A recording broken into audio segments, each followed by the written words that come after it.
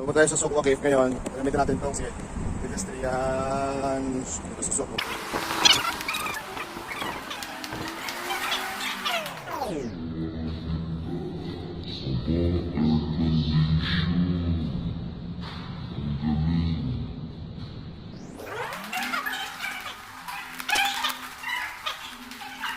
Ang husay air condition dito.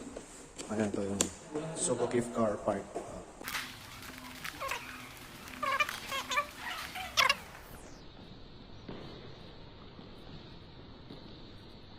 Ay, saan magagaling pala?